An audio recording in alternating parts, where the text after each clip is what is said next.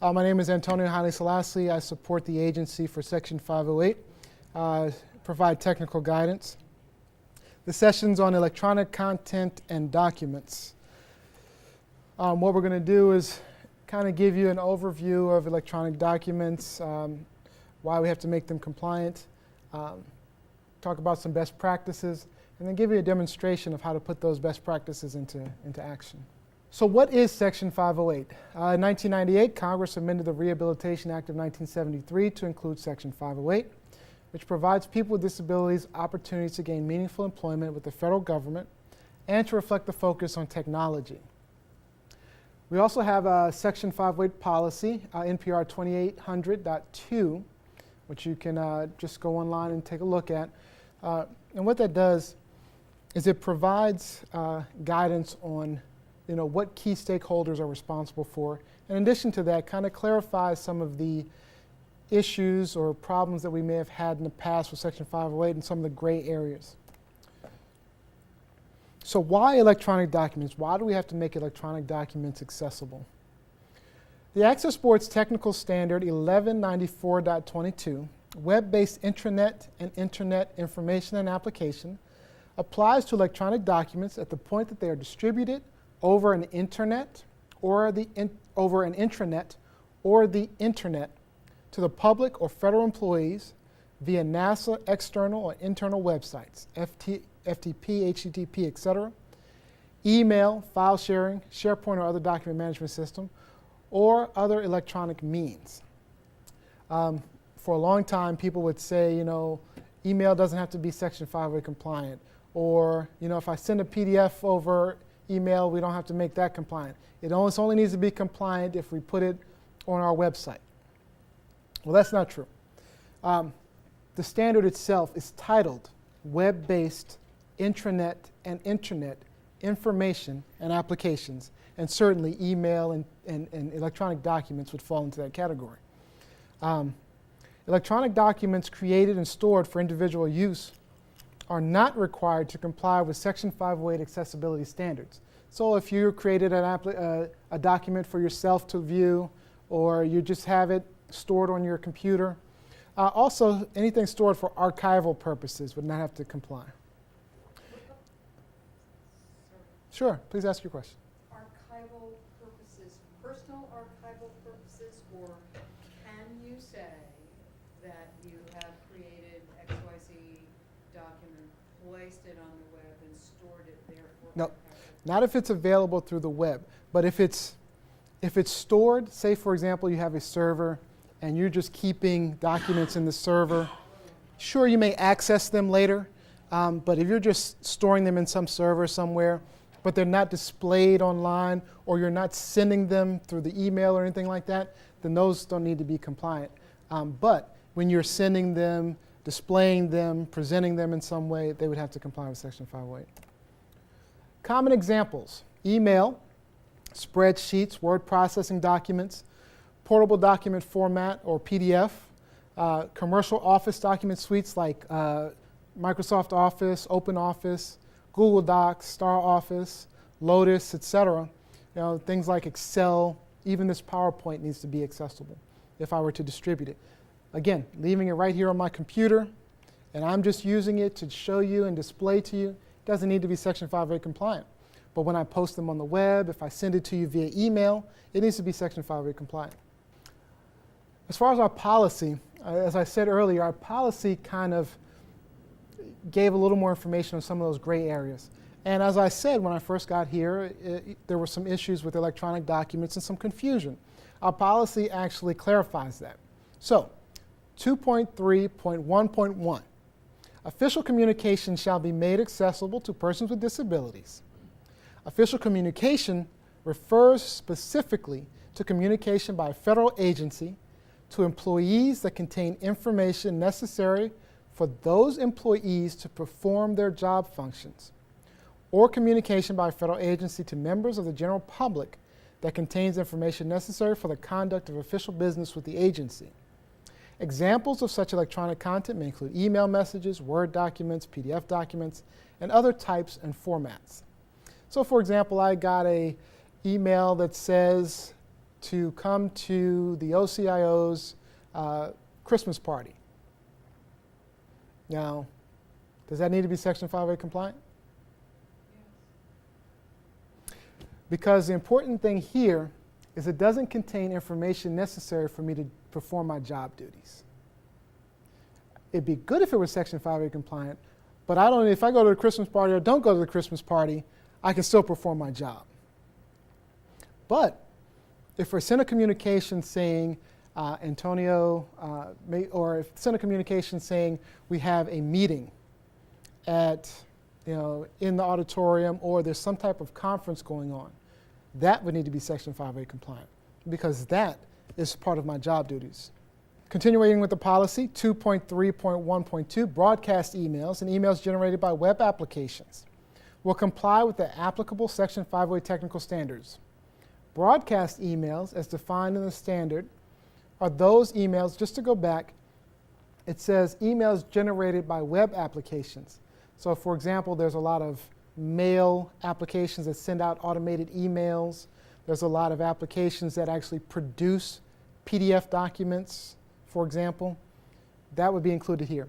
So broadcast emails, as defined in the standard, are those emails sent by a NASA civil servant, contractor, or appointee to any group or list comprised of persons, some of whom are not personally known to the sender.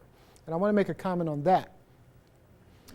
I get a lot of times where people say, hey, I'm just sending it to my team. I'm sending an email to my team of 4 or 5 people.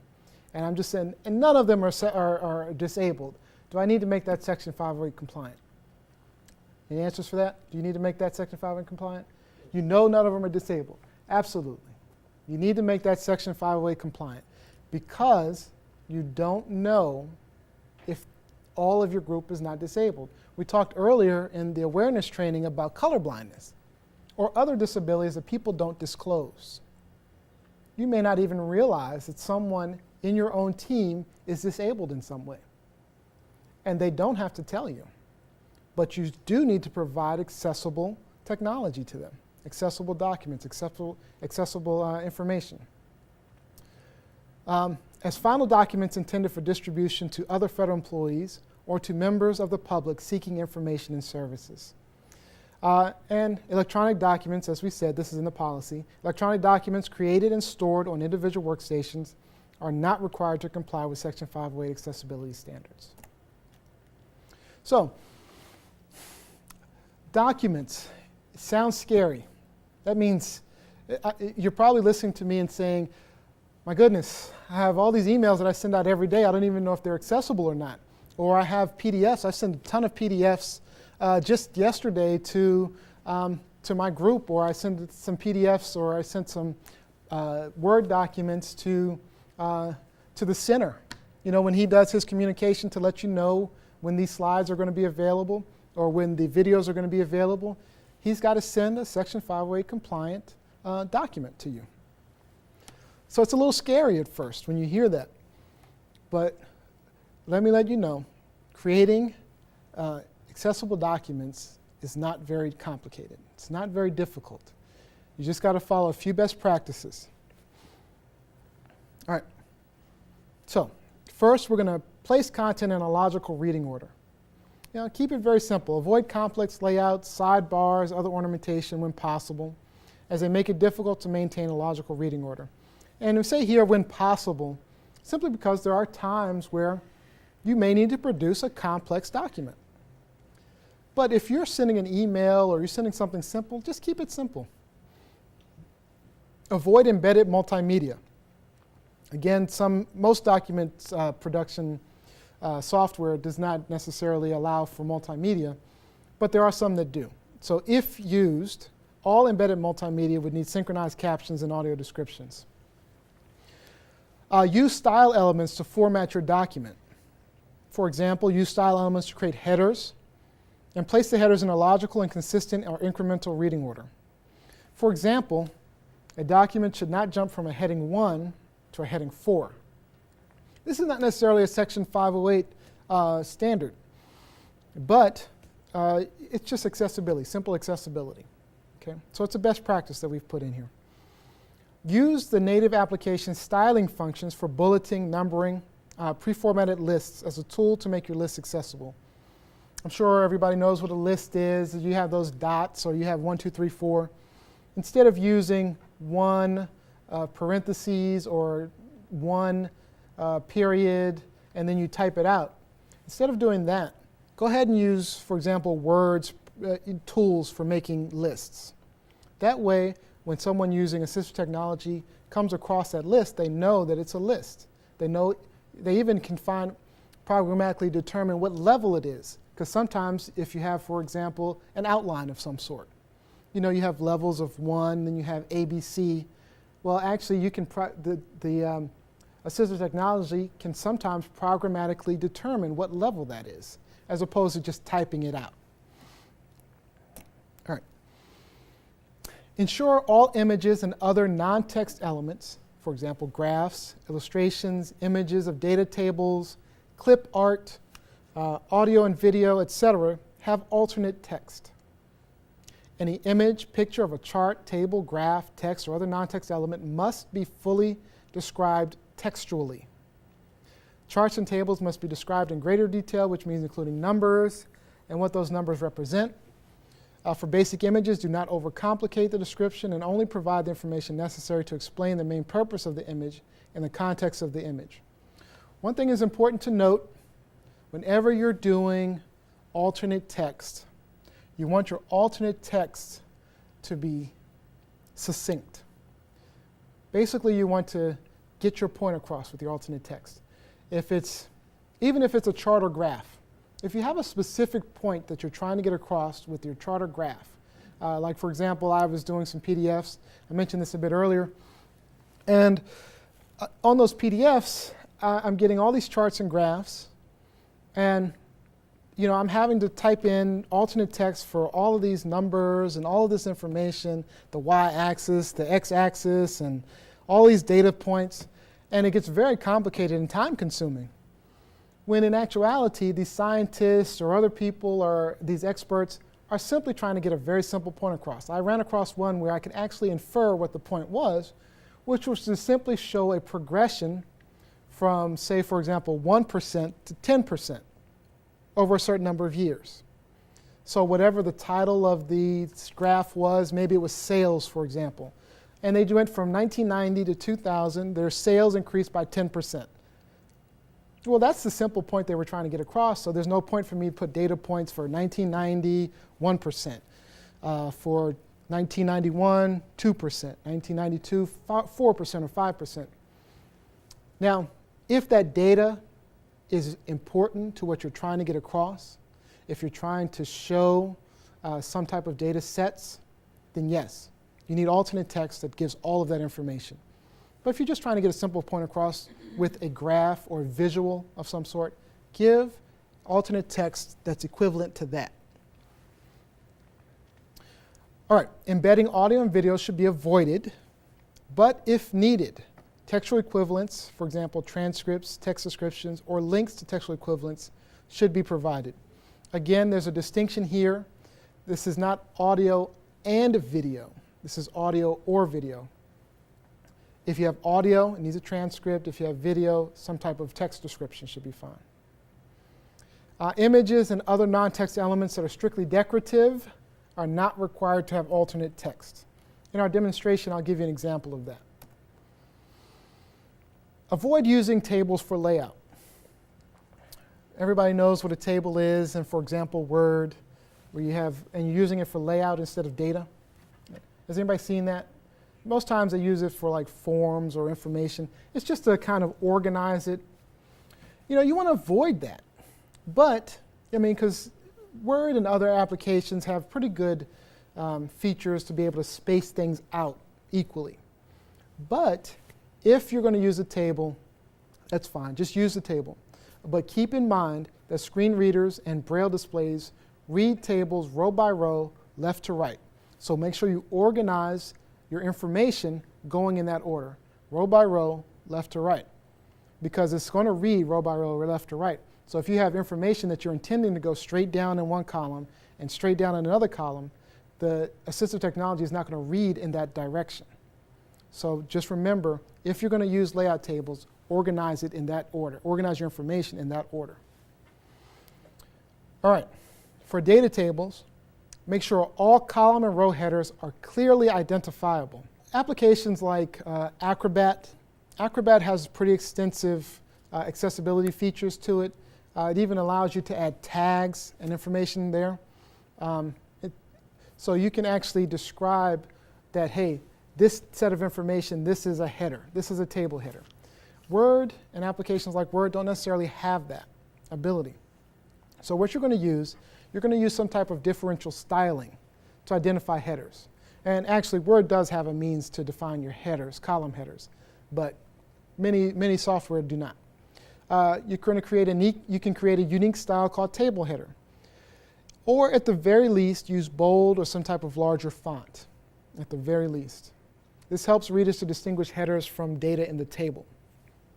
Note there is a technical standard requiring markup to be used to associate data cells with header cells, with complex headers. That means 2 or more logical levels of headers. Not really possible with some document development tools. So when possible, try to keep it to a single row of table headers or a single column of row headers. When possible, again, you always go with what you're required to do or what you need first. Just recognize it may need some accessibility remediation when you're finished. Do not use tab, spacebar, or enter keys to format tables, columns, lists, etc. Similar to what we were talking about earlier. Use your built-in features. For example, adjust your margins, adjust your paragraph spacing. You can use insert table to encode semantic structures for content like headings, paragraphs, lists, sections, headers, footers, tables. Has anyone used Word's draw feature? There's a draw table feature. So it says draw table, and you actually take a pencil and draw out a table. And you draw lines in a table. Maybe once ever. Yeah, great. Keep it that way. Okay. We don't want to use that. We don't want to draw a table because there's no way to programmatically tell what you've drawn. It's literally a drawing. But if you're using the insert table feature, and I know what you're referring to, where there's a drag and you can choose the number of columns, and that is fine. And actually, I'll show that as well later. That's fine. But draw feature, also there's the draw table, you can actually delete or erase lines. That changes the structure of the table itself. It would be better to use functions like merge cells or delete cells, and that's all available. If you know anything about creating documents, it's pretty straightforward. Okay, use standard fonts. Do not use fonts that do not map to Unicode. I had the question earlier, what is Unicode? It's actually pretty simple. Like, for example, the letter M, there's a little code that goes with the letter M that the computer reads or recognizes, or the letter F or the letter O. They all have codes to them. And that goes back to the operating system, and it figures out what you're doing, what you're trying to get across, the information you're trying to provide. Some fonts do not map to Unicode. Your standard fonts with most of your applications or that come with your computer should be fine. You should pretty much use any of those. But if you're downloading fonts or adding fonts, or you're trying to get these really pretty, unique fonts, wherever you're downloading from, just check to make sure that it maps to Unicode. That information should be given somewhere, hopefully. Avoid placing content in drawing canvases or text boxes. Doesn't mean don't do them, but if you use these text boxes or drawing canvases, they often fall to the bottom of the reading order for some reason. They're treated like floating objects, so they kind of float on. There may be layers to the document, and it floats on the top layer or the bottom layer, and it'll fall to the top or bottom of the reading order. So if you have a text box that visually, to us, shows up in the center of the page, it may not read that way. So avoid them, but don't eliminate them, and there's really not much you can do in Word, for example, to adjust the reading order. If you were to then convert it to a PDF, there is the ability PDF or HTML, there is the ability to change the reading order there. All right. Hyperlinks should contain the correct hyperlink and display the full qualified URL. This is just in case it doesn't provide the correct hyperlink, or doesn't hyperlink at all. In some cases, you'll send an email, you'll put a hyperlink in, and I've gotten emails where the hyperlink for some reason disappears. And then all I see is a click here. Or maybe I'll see part of the URL itself. And I'm clicking here, and there's no hyperlink. So this is not a Section 508 standard, but this is for good accessibility. This is just good usability, accessibility. Just provide, instead of nasa.gov or click here, http www.nasa.gov. Ensure that color is not, and I put that in red, bold on purpose, the sole means of conveying information. Reason I did that because red is not the sole means I'm conveying information. That's just red text. So color highlighting can be used for markup, but should not be the only way to provide information. For example, you can use red text within a document to highlight specific information. Or you can use highlighters or whatever you want to use, blue, green, whatever. But if you direct a reader to, for example, follow the instructions in red, this information, the red information, may not be discernible to an individual with color blindness or blindness. In this case, it would be better to enclose the specified text using textual notations, such as an asterisk or brackets, and direct users to follow the directions enclosed in brackets or with the asterisk, for example. Use a high contrast between background colors and text colors. An individual with low vision or color blindness may not be able to read text that does not have a high degree of contrast between text and background. Use light text on dark backgrounds and dark text on light backgrounds. Don't use light gray on dark gray, because most likely it'll be very hard. It's hard for me to see. I'm going to quickly go over these resources here. section508.nasa.gov or www.nasa.gov/accessibility. You have general and NASA-specific information and resources there. It's an excellent website.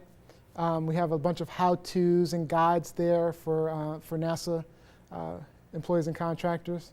Also, NASA Virtual Help Desk, Section 508 help@nasa.gov. That'll get an email to me or our team, the agency 508 coordinator.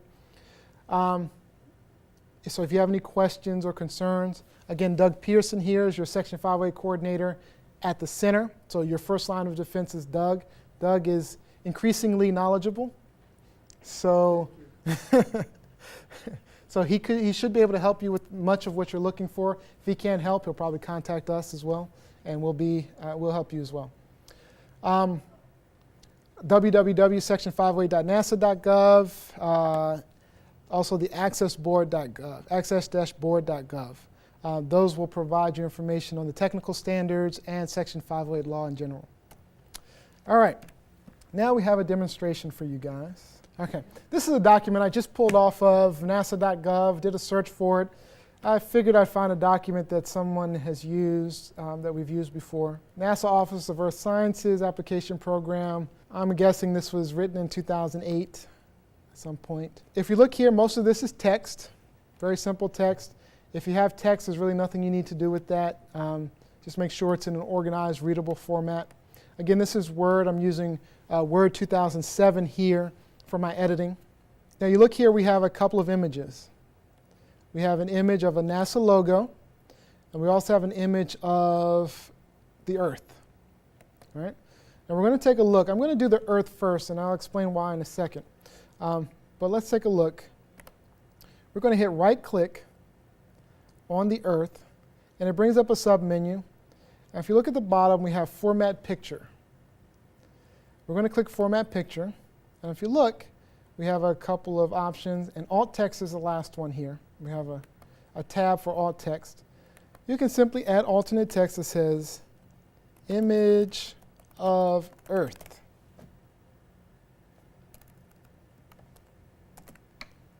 And we're going to click OK. And that image now has alternate text. Very simple, took us a couple of seconds. Image of Earth. Sometimes it shows up in Word. It's not showing up now for me for some reason.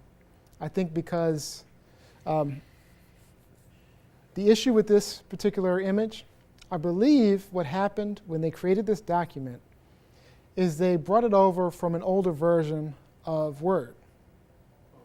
And I'm going to explain why I think that. It is. That's how I saved it. So you would think that it should work the same. But that image is a little bit different, and this is how it's different.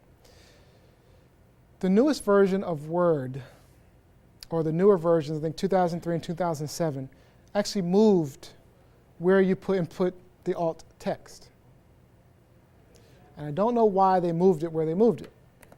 I'm going to right-click on this NASA logo, and normally in the older versions, I would just go to Format Picture, and there should be a tab here that says Alt Text. It's not there. It's nowhere to be found. Well, let's try this again. I'm going to right-click and insert caption, text wrapping. I mean, you would think insert caption might work. It's actually under size. Now, who would guess size? I mean, if you're new to Word or you haven't used Word before and someone tells you put alternate text in your graphic, you say, okay, I'm just going to go back to my computer, I'm going to right-click on it, I should be able to find it just fine. Who thinks to look under size?